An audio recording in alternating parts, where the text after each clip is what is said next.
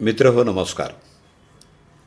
जीवन साफल्यासाठी आध्यात्मिक बोधकथा या संग्रहातली खरं पांडित्य ही बोधकथा आता ऐकूया. लेखक प्राध्यापक डॉक्टर यशवंत पाटील सर. अभिवाचन दत्ता सर देशमुख. खरं पांडित्य. मित्रांनो, पांडित्य हे बोलण्यापुरतं इतरांना सांगण्यापुरतं नसतं. ते तसं नसावं अशी अपेक्षा असते. पुष्कळसे विद्वान पंडित इतरांना सांगताना स्वतःच्या ज्ञानानं श्रोत्यांना दिपवून टाकतात. प्रसंगी आश्चर्यचकित करतात. स्वतः मात्र लोकासांगे ब्रह्मज्ञान आपण कोरडे पाषाण अशा स्वरूपाचे असतात. संत कबीरांचा आचार विचार धर्म एकमेकांशी एकरूप झालेला आपल्याला या बोधकथेतून प्रत्ययाला येतो. ऐकूया तर ही छोटीशी बोधकथा खरं पांडित्य. संत कबीर हे भारतातले एक अग्रगण्य संत साहित्यिक. त्यांचे दोहे प्रसिद्ध आहेत. कमाल हा संत कबीरांचा मुलगा.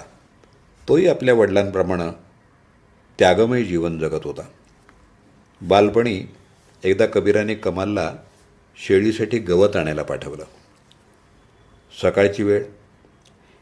हिरव्या हिरव्या लुसलुशीत गवतावर दवबिंदू पसरले होते. सूर्यकिरणांनी त्यांना मोत्याचं रूप आलं होतं. निसर्गातला हा आनंदोत्सव पाहून गवत कापायला कमालचं मन काही धजावलं नाही आणि कमाल गवत न कापताच तसंच परत आले.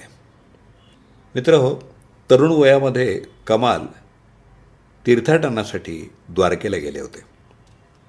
आपल्या मार्गावर जात असताना चित्रकूटला ते थांबले. तिथं विष्णुदास नावाच्या सावकारावर त्यांचा प्रभाव पडला. विष्णुदास त्यांना आपल्या घरी घेऊन गेले. रात्री त्यांचं कीर्तन झालं. सुंदर उपदेश ऐकून विष्णुदासांसहित उपस्थित सर्वांनाच आनंद झाला. दुसऱ्या दिवशी जाताना कमालला त्याने एक मौल्यवान रत्न दिलं.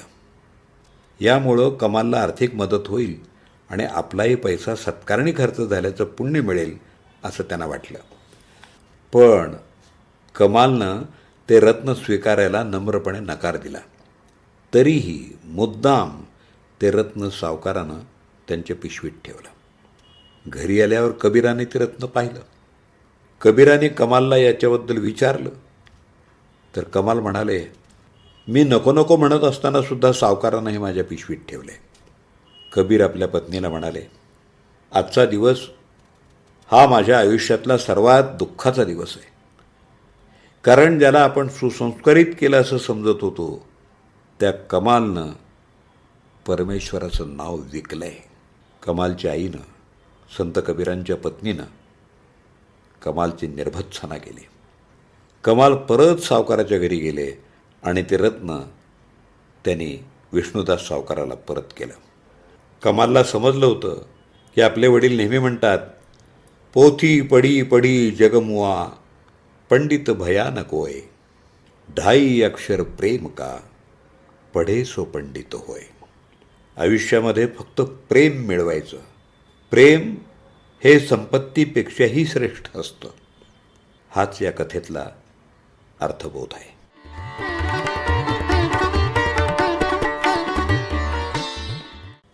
खरं पांडित्य ही बोधकथा आत्ताच आपण ऐकलीत.